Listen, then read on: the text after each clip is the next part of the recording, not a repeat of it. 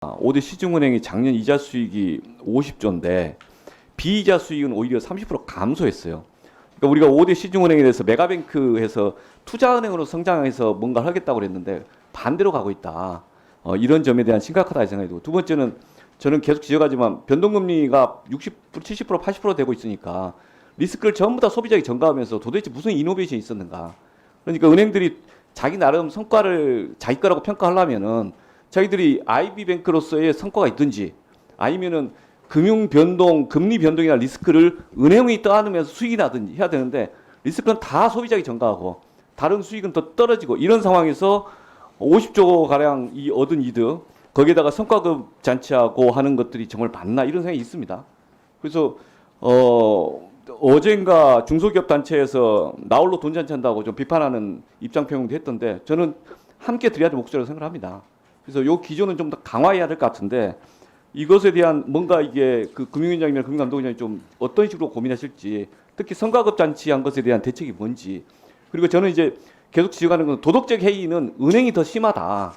실제 금리가 인상됨으로써 취약차주들이 돈을 못 갚게 될 때 그 취약차주와 채무조정에서 언론에서 도덕적 해이 이야기하는데 이 상태를 보면 오히려 은행들이 실제 도덕적 해이가 있는 거 아닌가. 그래서 은행들의 도덕적 해이에 대한 사회적인 질타를 해야 되고 그 질타 속에서 은행들이 그 사회적인 책임을 어떻게 다른 방법을 지혜롭게 좀 찾아야 된다. 이건 좀 두 분이 이야기 좀 해주시죠. 어떤 입장이신지.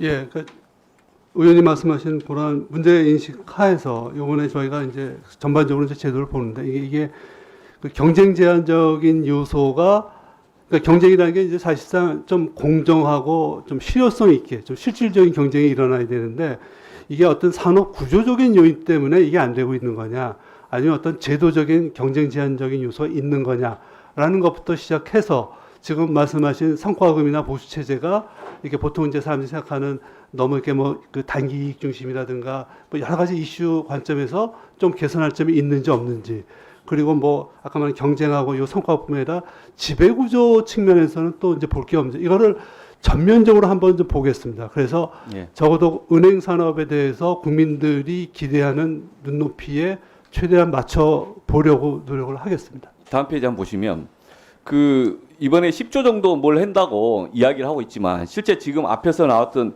50조의 이익 물론 순이익은 14조라고 하지만은 실제 이 대출해서 번 돈 이것에 대한 것을 비교하면은 정말 말은 10조인데 실제 금액이 2,800억이고 구체적으로 금액이 그리 많지 않아요. 근데 이것에 대해서 은행권에서 사회적 책임을 다했다라는 식으로 약간 포장하고 이걸로 퉁치려고 하는 거 참 적절하지 않는 것 같습니다. 이 대안에 대해서도 은행권과 금융당국이 좀 적극적으로 소통을 하고 대안 요구를 해야 되고 또 사실 이 문제는 금융당국도 좀 책임이 있지 않습니까? 이게 좀 미국 같으면은 변동금리가 한 80% 되는데 우리나라는 아니 고정금리가 80% 우리나라는 변동금리가 80%고 그 지난 10여 년 동안 가계대출에 대한 전체적인 정책에서 금융당국에 반성할 지점도 있지 않습니까? 그러니까 금융당국과 은행들이 함께 반성할 지점이 있어서 같이 지혜를 맞대고 또 뭔가 내야 된다. 지금 모든 올해는 연체율 올라가면서 소비자들에게 다 전가되고 취약차주들이 힘들 텐데 그 사람들 피눈물 나지만 금융당국이나 또는 은행권은 피눈물 나는 사정이 아니라 오히려 돈 연체하거나 또는 책임을 회피하는 사정이기 때문에 이걸 좀 함께 고민해야 되는 거 아닌가 싶습니다. 그러니까 이게 진짜 금융당국이 은행한테만 다 책임 떠넘길 일은 아니지 않느냐. 근데 이 지점에 대해서는 실은 이제 저는 금융위원장님, 금융감독님 두 분이 다 각각 좀 답변을 좀 해주셨으면 싶습니다.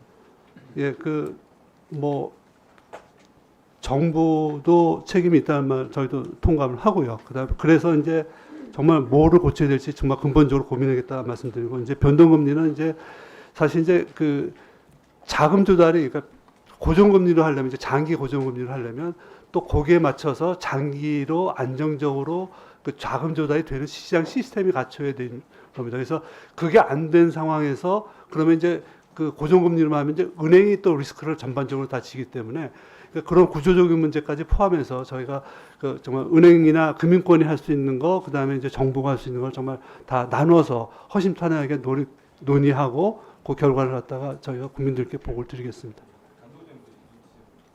예, 예, 저 위원장 지금 말씀 올린 것처럼 저희도 시장의 시스템이 우리 자본주의적 방식으로 잘 작동될 수 있도록 과점적 요소를 각 분야별로 조금 제거하는데 어떤 저희 관심을 최대한 기울이고 그 부분을 잘 논의해서 국회 보고 올리도록 하겠습니다.